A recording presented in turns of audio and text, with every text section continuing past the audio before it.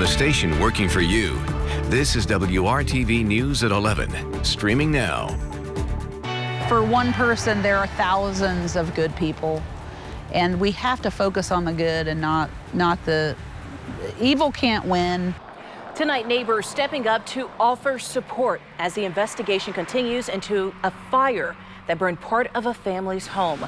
Thank you so much for staying up late with us tonight. I'm Amber Grigley. Investigators say the fire, which started in the home of a Connersville City Council member, is, quote, suspicious in nature. On top of that, the family says a racial slur was spray painted on their back porch. WRTV's NIKKI DEMENTRI joins us from Fayette County. The neighbor right here next to the Williams home said everything happened shortly after 3 o'clock in the morning. That's when she called 911, looked outside, and the house was up in flames. I called Emma immediately, hysterically screaming her name. I said, Emma, your house is on fire. 48 hours after that call, the 2300 block of North Grand Avenue in Connersville is quiet. Caution tape remains at the Williams family home. Changing fall leaves on a tree in the front yard is now mixed in with burnt leaves, and pieces of the siding hang from the roof. Thankfully, the Williams family was out of town when everything happened, but their dog Roxy and cat Millie died in the fire. This house can be fixed, but the mind of a person who's mentally ill is hard to fix. The community is still processing what happened early Friday morning. The whole neighborhood, all of our neighbors, we all congregated right here and just watched in disbelief. Not only processing the fire, but after it was learned a racial slur was spray painted on the back porch of the Williams family home. I've dealt with stuff like this my whole life, and this is kind of just overboard. Emma Williams grew up in the city. Her children were born and raised here, right in this house. Her husband, Tommy, is a city council member. The handprints of the now 16-year-old twins remain etched in the sidewalk, feet away from a now boarded-up front door. The main thing is this behavior is not indicative of our community at all. It doesn't represent who Connersville is to me. And instead of anger, the Williams family is choosing forgiveness. I have a reaction that may not be what people expect. I have one of forgiveness for whoever has chosen this. I can't choose anger because it's not productive. It doesn't help anything. Several agencies are involved in the investigation. The Indiana Department of Homeland Security says, quote, Indiana State Fire Marshal investigators are investigating this fire as suspicious in nature, but a definitive cause of the fire has not been determined. I would be shocked if I knew who did this because we don't really have enemies. In fact, I just can't. I have no idea. Around Connersville, the Williams are known as a family who lives to help others. The support of the community, Emma says, is breathtaking. Really, it's a family, and I'm not going to get that if I move. So, not moving. A GoFundMe started by Emma's sister already raised nearly $30,000. All proceeds, the Williams family say, will go towards restoration cost. Obviously, pray for us and pray for the people that did this, because I think they need more help than us. The family tells us it'll be several months until they're allowed back into the house. They also tell us that the investigation with the FBI continues this week. In Connersville, NIKKI DEMENTRI, WRTV.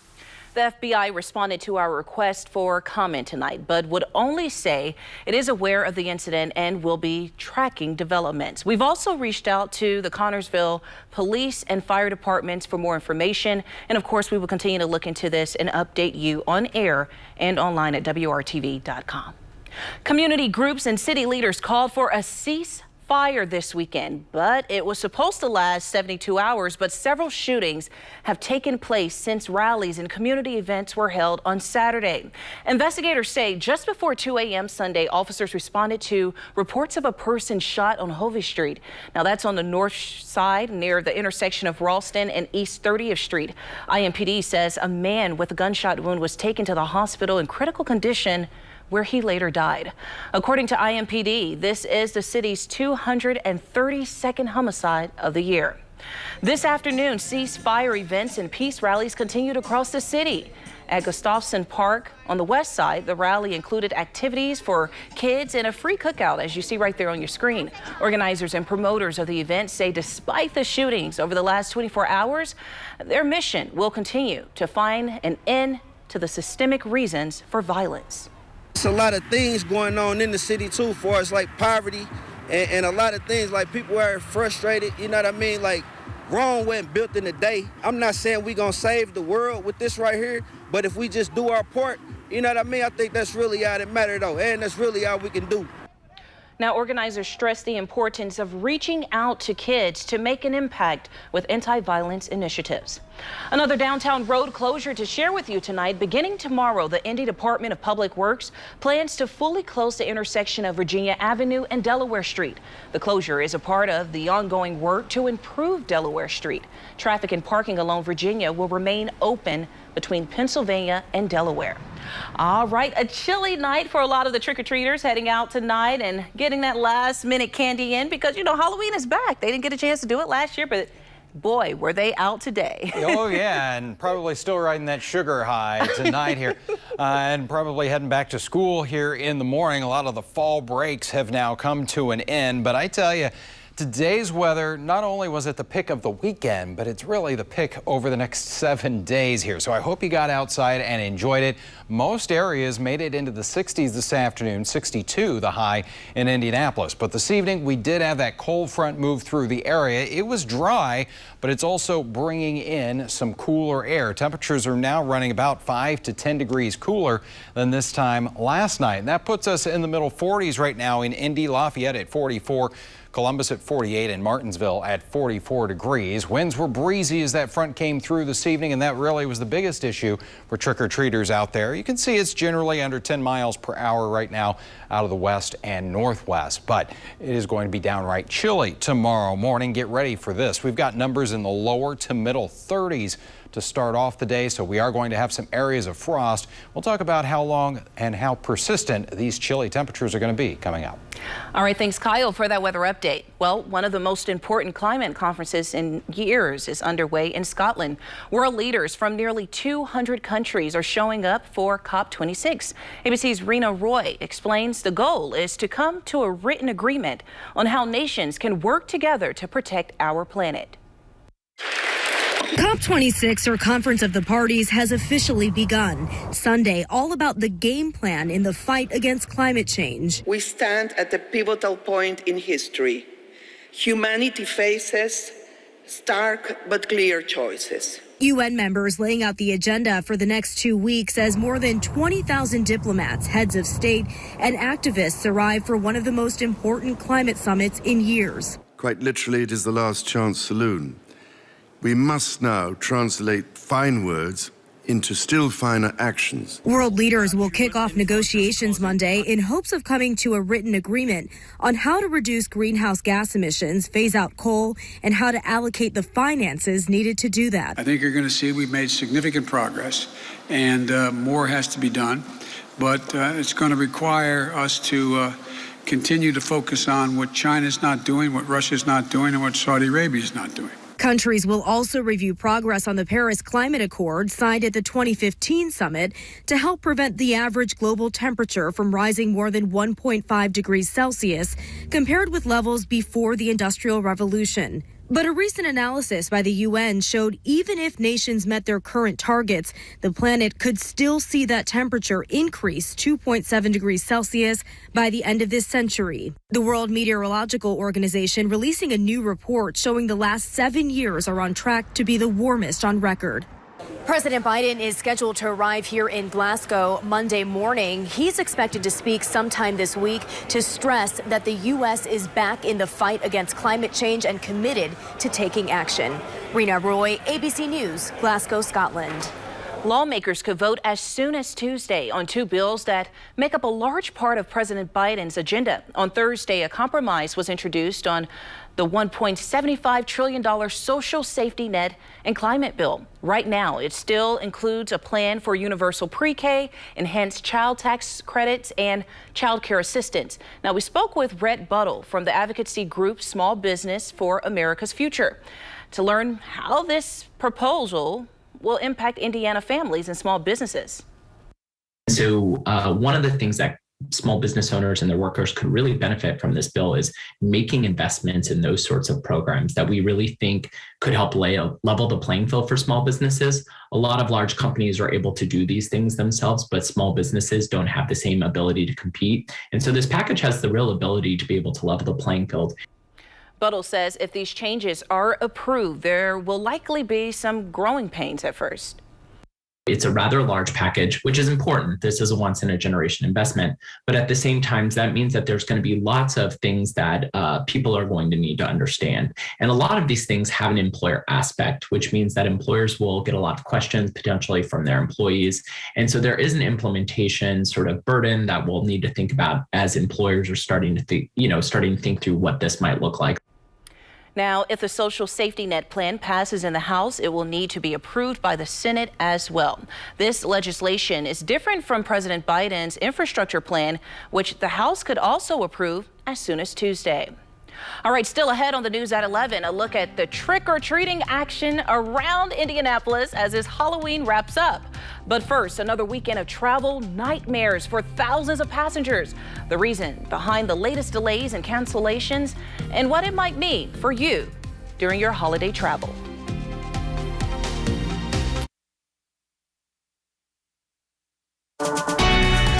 From the station working for you, this is WRTV News at 11, streaming now. A travel nightmare for thousands of people this weekend. Hundreds of American Airlines flights were canceled or delayed. The airline is blaming bad weather in the Dallas area. ABC's Mona Kassar Abdi explains what you need to know as we head into a busy travel season. Travelers growing frustrated with delays and cancellations throughout the weekend. You sold me a product, I paid for it, now it's your job to get me there. American Airlines canceling at least 900 flights Sunday and more than 1,800 since Friday. According to an internal letter obtained by ABC News, the airline blamed the troubles on 2 days of severe winds at Dallas-Fort Worth International Airport, its largest hub. Writing in a note to employees, quote, "We could only use 2 runways instead of the usual 5. The letter also stated that 1,800 flight attendants would be returning from leave on November 1st, and the airline is adding more staff. With flight crews displaced by this weekend's cancellations, the ripple effect was felt across the country. Long lines stretched through airports in Dallas, Charlotte, North Carolina, all these people, and Miami. I always travel with them, but lately, they failed. Mohammed Abdullah is trying to get home to Chicago from New York's LaGuardia Airport. My flight was 12 hours ago. I haven't been able to get a hold of anybody. As we head into the busy holiday season, travel experts say passengers will need backup plans and patience. It's going to be a very, very tough holiday travel season. So if you're planning on traveling during the holidays, you better have a plan B and a plan C. Mona Kassar Abdi, ABC News, New York. Well, trick-or-treating is back. While some Halloween traditions continued last year, we're hearing from Central Indiana families who say tonight was a return to normal Halloween fun. We checked out the trick-or-treating action in neighborhoods in the Northwest Side and in Broad Ripple. It's such a perfect evening for it. It's not too cold. We've got a fire going. There's been big crowds, lots of kids, lots of mom and dads coming out with their kids tonight. So it's been a lot of fun. And on Screech Owl Court, homeowner Mike Bowman continued his Halloween decorating tradition with a Disney World Haunted Mansion theme. His house is a big draw in the neighborhood, but he may have some competition next year. I start putting things up October 1st. So the lights go up, which is the easiest thing, and then start doing all the other stuff I want to do. Sometimes the neighbors will ask, what's your theme this year? Those kind of things. And then even the kids that used to live in the neighborhood, they come back and see what's going on. So it's just fun. I said next year I'm going to outdo you guys, though. I told my husband, I said, they keep putting stuff out. Next year I'm going to outdo them. Well, good luck with that. You know what? Let's go ahead and call it for next year. Halloween wars going down in that neighborhood. But you know what, Kyle? If they're acting like this for Halloween, can you imagine how they would feel during Christmas? Oh, yeah. I'm sure they're probably going to be getting that stuff out in the yard not too long from now, right? Always want to try and get those Christmas lights out when we've got some warmer weather, of course. You know what? This next week is not going to be the week to do that, even though it's a little early. It's going to feel like the end of November. Here's why. We've got this cold front that slid through the area earlier this evening, didn't bring any rain with it. Fortunately, we are going to be staying on the dry side, but it is pulling in some colder air to the north and west. Check out Sioux Falls, 29 degrees right now, lower 30s there in North Dakota. And then as we work our way toward the east, we got 40s right now, but those are going to be replaced with some 30s and possibly some 20s before the week is over. Here's a look at those overnight lows. Expecting some frost tomorrow morning, 36 in the city, about 35 by Tuesday morning, and right around 30 here Wednesday and Thursday morning. These numbers are well below average, and after a very mild month of October, it looks like we're kind of catching up here with some cooler numbers. 31 tomorrow morning in Crawfordsville, 36 in Indy and Columbus, and about 35 in the Columbus or in the Bloomington area. Checking out TrueCast here for you on your Monday morning. The clouds return, and so that means we're not really going to warm up a whole lot tomorrow. I don't think we'll see any rain, maybe a stray sprinkle or two here, mainly south of I-70. That should be about it. Temperatures, though, they are still in the 30s, even at 9 a.m. tomorrow. Your lunchtime temperature, probably not lunch outdoors at 48 degrees. Those cloudy skies, highs will get around 50. We should be in the upper 50s to about 60 degrees, so about 10 degrees cooler than that tomorrow afternoon. 50 for you in Peru, 52 Muncie into Richmond. And this is going to be sticking around the next several days. We talked about those cool mornings. Well, you're going to need the jacket right through the afternoons as well. We're looking at temperatures generally in the 40s. Put it all together now in your extended weather forecast. We've got highs 49 on Tuesday, 48 Wednesday. Yeah, at least we've got some dry weather here. We certainly need that after the fourth wettest October on record. And we will keep that sunshine going into early next weekend. We've got highs that rebound a little bit there in the 50s. Of course, next weekend we fall back. Daylight saving time comes to an end. And just beyond the 7-day forecast, a hint of some above average temperatures. All right, thanks, Kyle, for that weather update. More Hoosiers are rolling up their vaccines for a COVID-19 booster shot. According to the State Department of Health, the latest numbers show far more booster doses are being given than first doses of the vaccine. A CDC panel will meet this week to vote on whether to recommend Pfizer's COVID-19 vaccine for kids 5 to 11 years old. The green light to administer those vaccines could come as soon after. From the CDC's director. Many families have strong feelings about getting their young kids vaccinated against COVID-19. Tonight, Mandy Gaither shows us why experts say it's important to talk to your kids about what to expect if they're getting the shot. It's the COVID-19 protection many parents have been waiting for. This concludes the vote. The first hurdle has been cleared on the path toward authorizing COVID-19 vaccines for children ages 5 to 11. And the time to talk about the vaccine with your children is before the shot. So a lot of times they get really revved up and heightened about the unknown of how bad it could be. Therapist Jody Baumstein with Children's Healthcare of Atlanta Strong for Life says for most kids, the conversation should come a few days before the vaccination, so there's not a long period of time to worry about it. As much as possible, try to connect it to what they already know, which is that they've had vaccines before and they've gotten through it. Baumstein says parents should be careful not to pass their own anxiety to their child. Prepare them, but stay away from words like shot or poke, which can cause fear in some. So you can talk to them about how they might feel some pressure when the vaccine goes into their arm, helping to describe it, but keeping it as simple and straightforward as possible. Finally, Baumstein says talk about vaccination anxiety. First, help them to know the cues, what happens when they feel anxious. Then practice ways to cope ahead of time. That could be holding on to a favorite stuffed animal for comfort, listening to music, practicing mindfulness or deep breathing, and make sure they know why they're getting vaccinated. Reminding them that this is a way that we can keep themselves and we can keep other people safe. For Health Minute, I'm Mandy Gaither.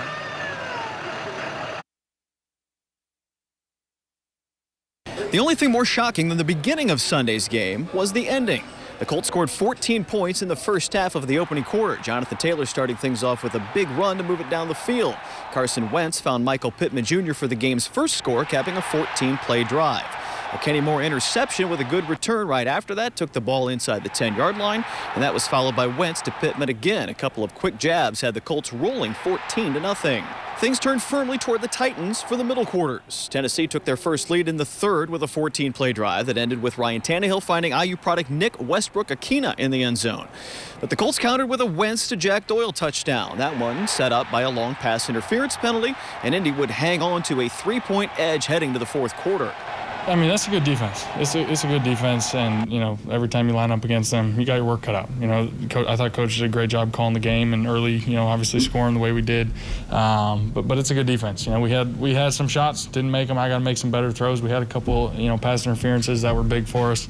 But it's a good defense, and we got to just make more plays. A tie game in the final 90 seconds would see twists and turns unlike any that we've seen in a long time. Wentz under pressure in the end zone tries to get rid of it, but is intercepted at the goal line, and that's a touchdown for Tennessee. And suddenly the Colts found themselves down by 7. Yeah, that was 100% my fault. It was a bad call. Yeah, it was a screen to Mo, and they were sitting right on it. You know, we hadn't thrown that. Didn't think they would ever be thinking that at that point in the game. And I've been around too long to know that you don't call screen backed up in that situation. And I told Carson right after that play, he came over the sideline and said, that's 100% my fault. That's a terrible play call. Yeah, I mean, they had it covered up pretty good. Obviously, terrible play, one-on-one back, trying to find a way to just get rid of the ball. Next thing you know, I'm about to go down. So yeah, one I definitely want back. That one hurts a little bit. But enough time left for another long pass interference penalty that helped move the ball down the field. Jonathan Taylor took it in for what would be the tying score. After the kick, the game was 31-all and going to overtime. The final twist came after another turnover, Wentz throwing his second interception of the day. The Titans with solid field position after the return, and a minute later, the game-winning 45-yard field goal finishes it off. A strange and wacky way for it all to end as the Colts go down 34-31. Thankful we got a quick one here.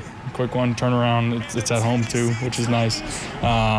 Just no time, really. I'll watch the tape tonight. I'll move on. I'll wake up in the morning and it's on to the next. So that's the same mindset I have even in a game. Make a bad play, got to go back and score like we did tonight. And you know, you got to just move on and move past it and keep that kind of gunslinger mentality and then try and, you know, limit those mistakes. I'm probably not thinking anything slipped through our fingers. I understand it's a really big hole to come back and win the division. The odds are really stacked against us. But, yeah, I'm just not wired to think like that. So the way that I am wired and the way that our team is wired is we got a game on Thursday night. We got to come back and I got to get better as a coach. We have to get better playing. The loss puts Indy 3 losses behind Tennessee, who is now firmly in control of the AFC South division race. More importantly, the Titans hold the 2-0 edge over the Colts, which will give them tiebreakers toward the end of the season, which could make the things all the more crazier come playoff potential time. A short turnaround for the Colts to think about all of it, though. They'll be right back here on Thursday night to take on the New York Jets. At Lucas Oil Stadium, Brad Brown, WRTV Sports.